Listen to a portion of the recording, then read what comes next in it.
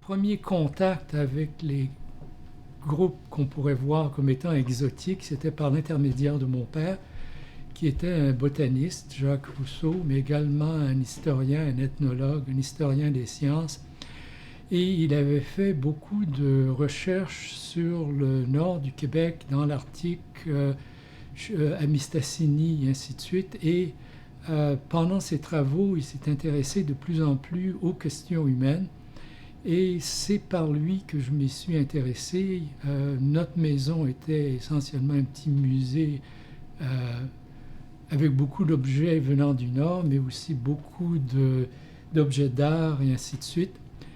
Et la mémoire que j'ai du premier livre que je me souviens de lire, je suis certain que ce n'est pas le premier livre, j'ai dû lire des livres sur des tortues qui parlaient, etc. Mais à l'âge de 6 ans, je me souviens d'être assis à terre dans le bureau de mon père et de sortir de son étagère un cahier qui venait du Musée national à Ottawa.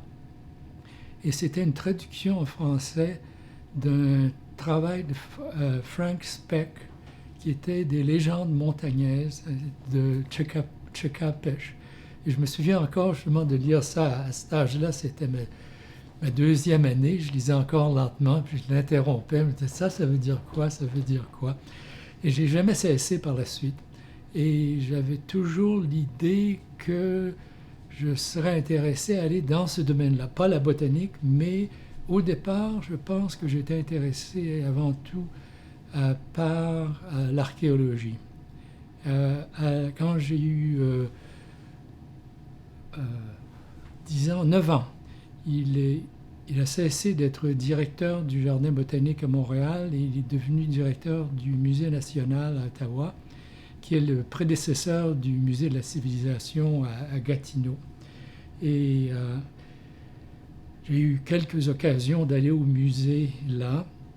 Il y a eu une occasion où justement le Musée national avait prêté des masques de la côte nord-ouest, des masques Kwakiutl, Haida, etc., à un musée européen. Et quand ils sont revenus, quand ça a été renvoyé au Canada, il fallait que ça soit dédouané à Montréal. Alors mon père, qui revenait toutes les fins de semaine, avait dit « Oh bon, je le ferai, ça ne vaut pas la peine d'envoyer un employé ». Et pendant 2 semaines, les masques avaient été justement sur cette table-ci. Et puis, il m'avait laissé les mettre. Donc, j'ai porté ces masques-là. Et donc, j'étais toujours dans ce milieu-là. À l'âge de 12, quand j'avais 12 ans, on a déménagé à Paris. Il est devenu professeur à la Sorbonne à l'invitation de 2 de ses amis, Claude Lévi-Strauss et Chouard, qui était le patron de la botanique en France. Et il a donné des cours sur l'écologie humaine du nord, de l'Arctique et du subarctique.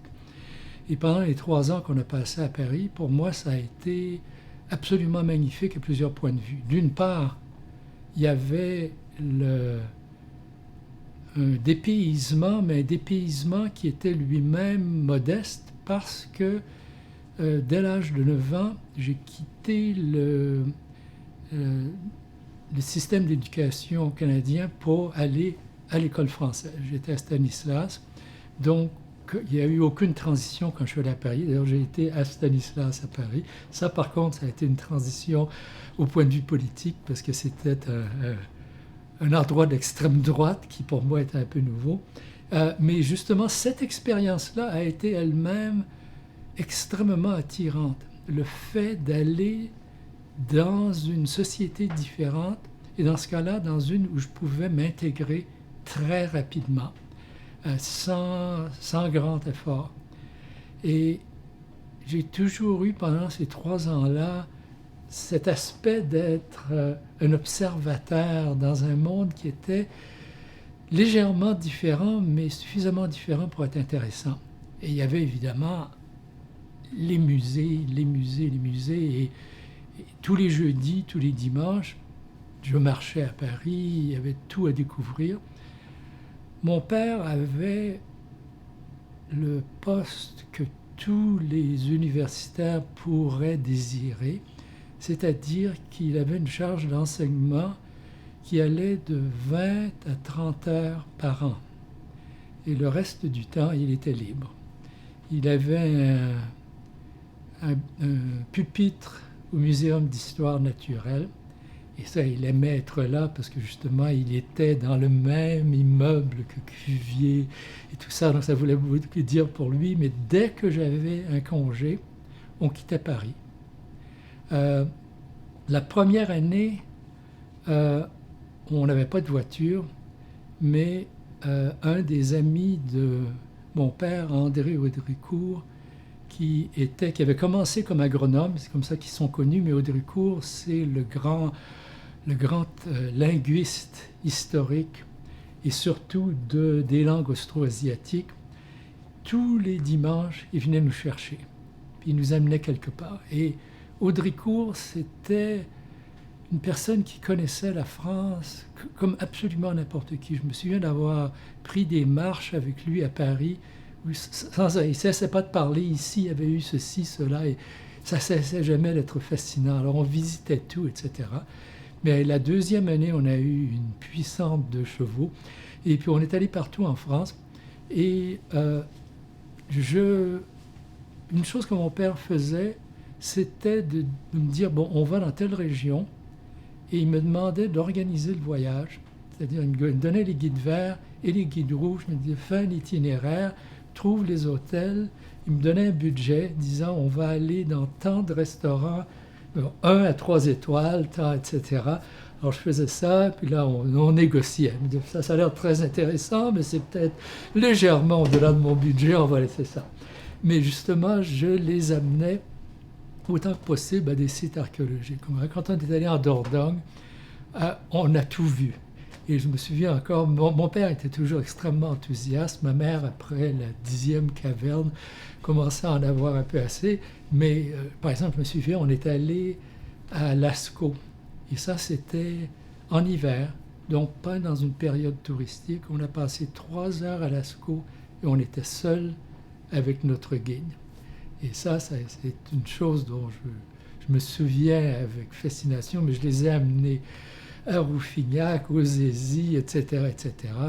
J'allais à des conférences sur l'archéologie, comme je me souviens d'être allé à la dernière conférence de l'abbé Breuil, 3 jours avant sa mort, sur un site mégalithique en Bretagne.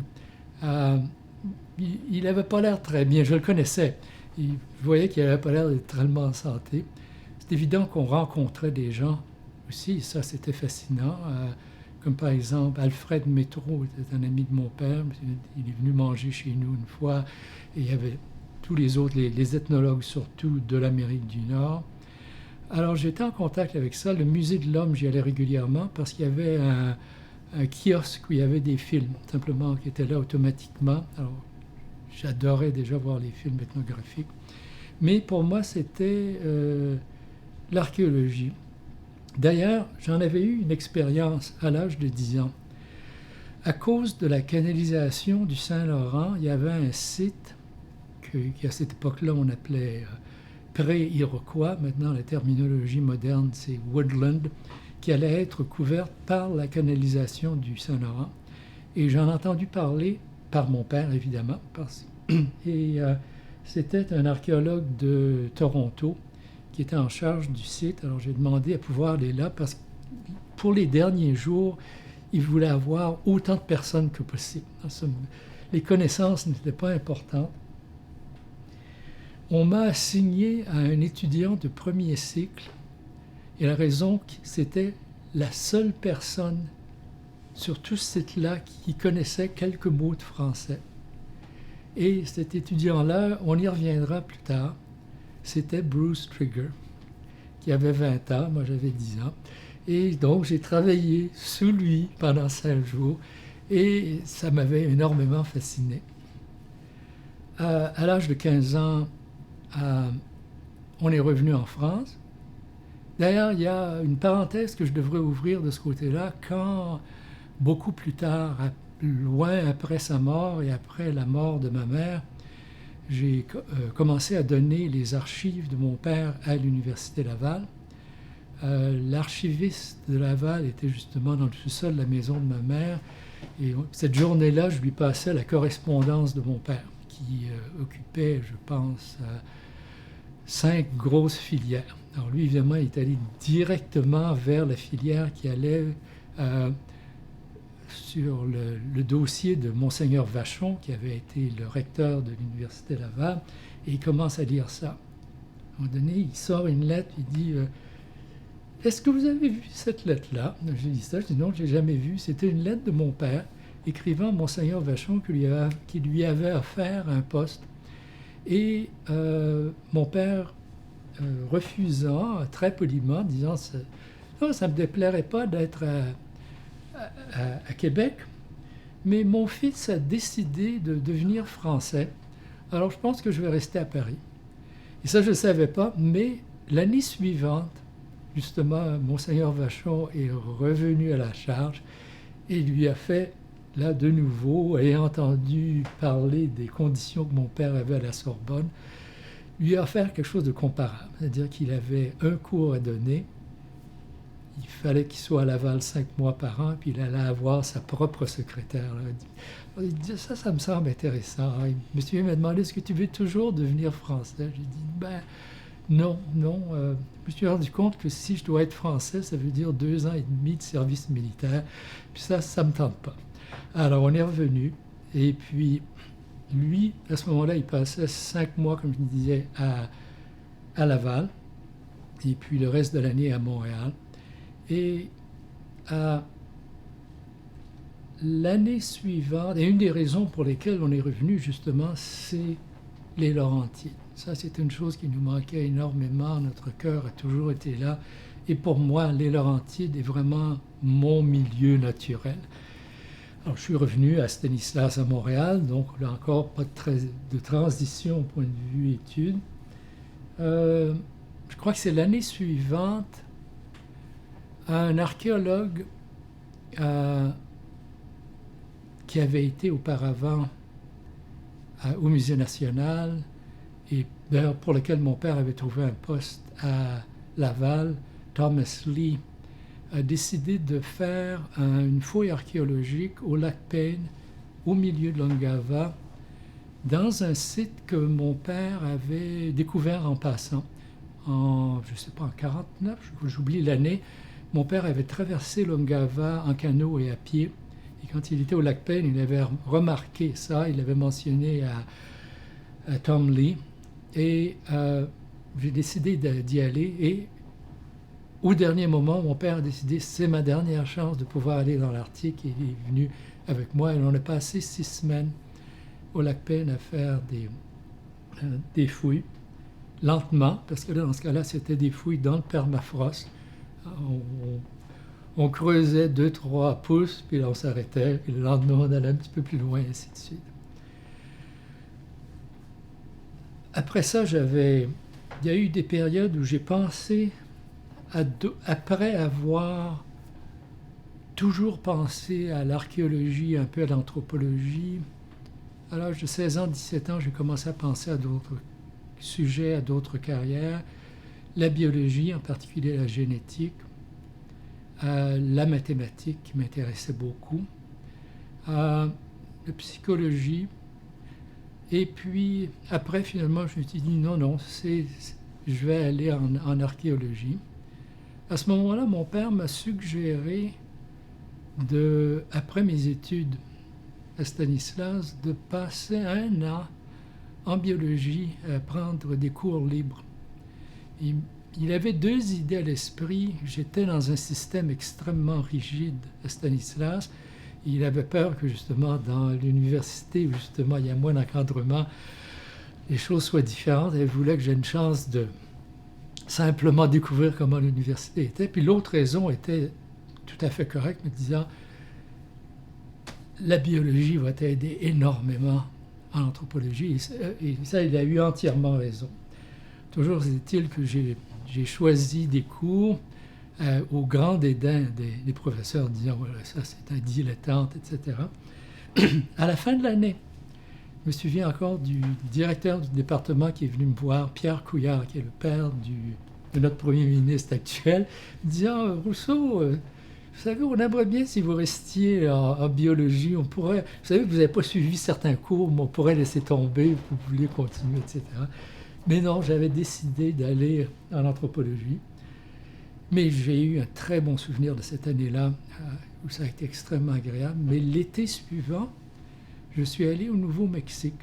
Et là encore, c'est sous l'influence de mon père. Il m'avait mentionné quand lui était étudiant au doctorat en biologie. Et entre parenthèses, il a eu le premier doctorat en sciences de l'Université de Montréal. Il avait passé un été au Nouveau-Mexique pour une école pratique d'archéologie. Puis j'avais pensé que c'était intéressant. Alors je suis allé là pour un été. Ça a eu plusieurs effets très bénéfiques pour moi. Le premier, c'est que c'est là que j'ai appris l'anglais. Avant d'aller là, évidemment, j'avais appris l'anglais à l'école, mais je ne le parlais jamais. Je ne pouvais pas vraiment le parler au-delà de faire des choses simples. Puis c'est là que j'ai appris. Puis évidemment, c'était essentiel. La deuxième chose, c'est que j'ai découvert que l'archéologie, c'est un sujet fascinant, que j'allais maintenir mon intérêt pour l'archéologie, continuer à lire, mais faire de l'archéologie, ça m'emmerdait. Et c'était une école pratique qui avait un élément absolument fantastique. Il y a eu une période de 10 jours où on a voyagé à travers le Nouveau-Mexique, l'Arizona, une partie du Colorado pour voir tous les sites classiques, Mesa Verde, Pueblo Bonito, etc. Mais également, on est allé on est allé voir des rituels, on est allé à Zia, il y avait un gros festival et ça m'avait fasciné. Puis après, on est allé sur la 3e Mesa, on a monté sur un village, Pueblo. Puis même là, on était 30 personnes en groupe, mais simplement ça, là, je me souviens encore de ma réaction en disant « Oui, c'est ça que je veux faire. » Être dans un endroit où justement les gens ont leur propre vie et puis donc tu pouvais laisser l'archéologie de côté et puis non, je voulais être avec des gens vivants. Ce qui me frustrait avec l'archéologie, c'était justement de découvrir des choses, me dire mais qu'est-ce qu'ils ont fait avec ces peaux-là, pourquoi ils étaient là, etc. On pourrait leur demander, hein. Alors, c'est pour ça, donc quand je suis arrivé à l'Université de Montréal à l'automne 1966, ça c'était l'époque, c'était une époque dorée, en ce sens qu'il y avait beaucoup d'argent pour la recherche. Il y avait des fonds et les étudiants de premier cycle, s'ils voulaient, pouvaient participer à des recherches. J'étais là depuis 3 jours, je rencontre Hassan Baliksi, que j'avais connu quand mon père était au Musée national, mais je l'avais rencontré un peu plus en 1965, alors que j'avais accompagné mon père au congrès mondial d'anthropologie à Moscou et Leningrad. Et puis, alors on se rencontre dans le corridor, et Baliksi me dit « Rousseau, vous seriez intéressé à aller dans l'Arctique ?» J'ai dit « Ben oui, évidemment. » Il dit « Bon, j'ai de l'argent, c'est ça. » Et puis, c'est lui qui m'a suggéré d'aller à Pond Inlet. Il dit « Ça, c'est un endroit où il ne se passe pas grand-chose au point de vue anthropologique. » Bon, d'accord. C'est pas aller plus loin que ça. Alors, à la fin de ma première année en anthropologie, je suis allé faire un terrain à Pond Inlet. Et c'était... À un certain niveau, il y avait un aspect ridicule dans tout ça. Je ne connaissais rien en anthropologie, je n'avais pas eu de cours de méthode, je ne savais pas ce que je faisais, je ne savais pas comment établir un projet de recherche, et ainsi de suite. Mais, en un certain sens, c'était la façon d'enseigner à nager, de prendre l'enfant, puis de le jeter dans un coin profond, puis d'espérer qu'il ne va pas se noyer. Et puis, pour moi, ça aurait été magnifique. Ça a été difficile, évidemment, parce que je ne savais pas ce que je faisais. Je ne savais même pas comment noter une généalogie. Puis si ça n'avait pas été le missionnaire qui était là de passage, Maurice Métayer, qui a beaucoup écrit sur l'article, c'est lui, quand il a vu que je ne savais pas ça, il a dit « Un instant, je vais te montrer ça », puis il me fait des petits dessins. Alors j'ai appris à propos des petits triangles, des cercles, et ainsi de suite. Puis finalement, ça m'aura été très utile par la suite. J'imagine qu'on reviendra dans un moment sur l'enseignement de l'anthropologie, mais en un certain sens, je mentionne ça parce que justement, les choses se sont faites dans un ordre un peu inattendu de cette façon-là. C'est-à-dire que dès le départ, dès la fin de la première année, j'avais fait un terrain, et puis, après ça, les autres cours que j'avais avaient une toute autre signification, parce que je pouvais évidemment faire ce que tous les anthropologues font. Chez les gens où j'ai été, il y a telle chose. Voilà, on peut emmerder les gens comme ça très souvent et très facilement, mais c'est comme ça qu'on vit en anthropologie. Mais pour moi, ça faisait une différence. Comme par exemple, quand j'ai eu les cours d'ethnolinguistique avec Lefebvre, qui était un enseignant absolument fantastique.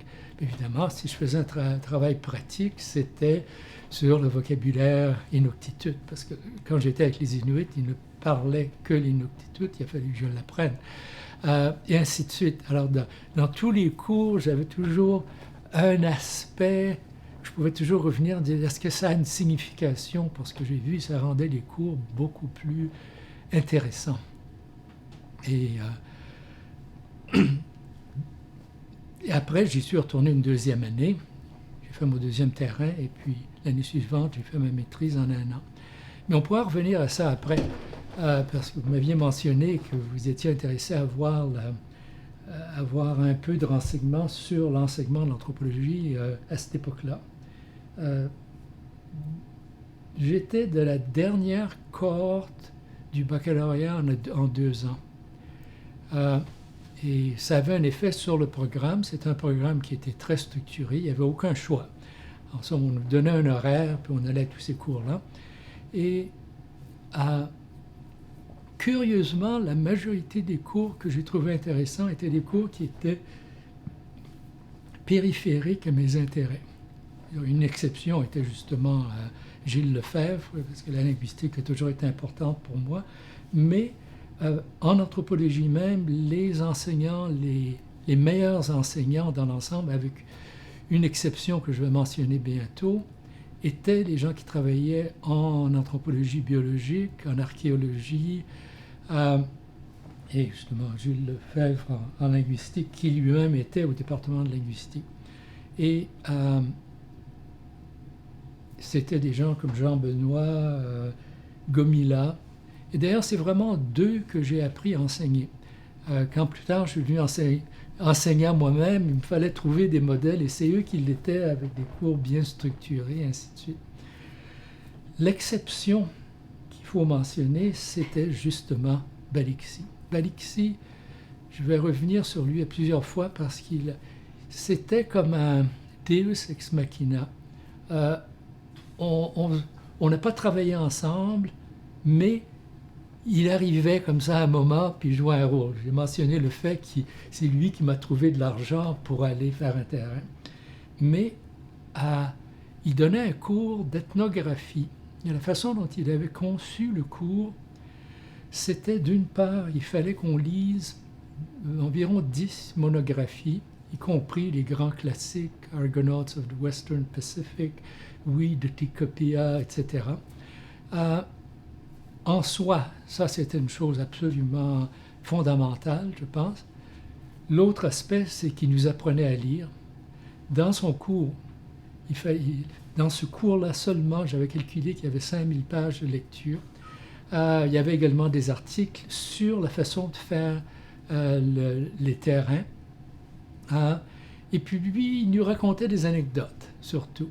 Et en un certain sens, au départ, je ne me rendais pas compte que c'était un cours sérieux. Je me disais, bon, il nous amuse, mais est-ce que ça nous amène quelque part? Mais en fait, c'est vraiment plus tard que je me suis rendu compte que c'est là qu'on avait vraiment un vrai enseignement de ce que c'était que faire le terrain. Et il le faisait de façon très agréable, très attachante. Et j'ai beaucoup appris de ce côté-là. On avait également des cours à prendre dans d'autres départements. Un professeur dont je me souviens est Jacques-Henri Pain, le démographe. Il a fait adorer la démographie à plusieurs générations. Il était un professeur extrêmement qualifié. Il savait enseigner à des grands groupes de 300-400 personnes sans difficulté, mais il savait rendre la démographie intéressante. Et étant donné en plus mon intérêt à la mathématique, à la statistique, évidemment, c'est encore plus intéressant. Et je reviendrai à Henri Pain plus tard, parce qu'il disait il faut appliquer la démographie à votre vie. Et je donnerai un exemple plus tard comment je l'ai fait. J'ai eu également des cours moins intéressants. Je me souviens d'un cours de sociologie qui était tellement ennuyeux que j'avais dû organiser un système avec des amis où on y allait, où quelqu'un avait la charge de prendre des notes, puis après de les donner parce qu'on ne pouvait pas être réveillé à toutes les classes. Et ça, c'était, je ne mentionnerai pas son nom, il est très connu, il est toujours très connu, mais mon Dieu, qu'il était terrible. En anthropologie sociale, en général, c'était un peu plus léger. Je dois avouer que certains d'entre eux considéraient que l'enseignement était un fardeau dont ils devaient se débarrasser. D'ailleurs, l'un d'eux s'en était débarrassé entièrement. Il est arrivé à une première classe qui était sur les méthodes de recherche. Puis il a dit, bon, la seule façon d'apprendre ça, c'est de lire. Voici une liste de lecture. Choisissez un livre, faites un compte-rendu, donnez-vous une note, et moi je vous donnerai une note. Et puis, ça a été ce cours-là. Et donc, il y avait un peu de tout de ce côté-là. Il y avait un archéologue, dont j'oublie le nom en ce moment, qui avait un cours sur la culture matérielle. Ça aussi, ça avait été un cours absolument excellent. Simplement de commencer avec Mauss, justement les techniques du corps, qu'est-ce que c'est qu'un couteau, ou des trucs comme ça. Et finalement, ça avait été très intéressant. Et là aussi, il avait demandé un travail pratique là-dessus. Je me souviens de l'avoir fait sur la reliure, parce que mon père faisait relier ses livres, et moi j'allais voir le relieur que je trouvais très intéressant.